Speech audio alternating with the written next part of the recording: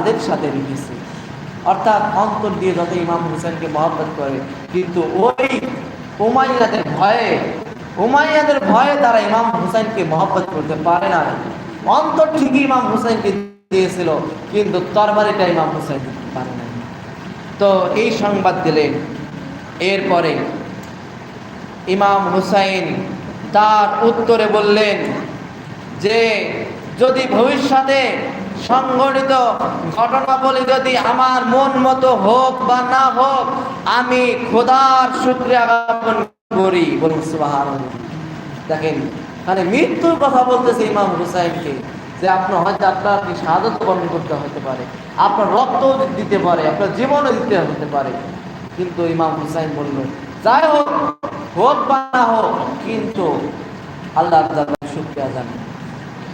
তো কেননা যাদের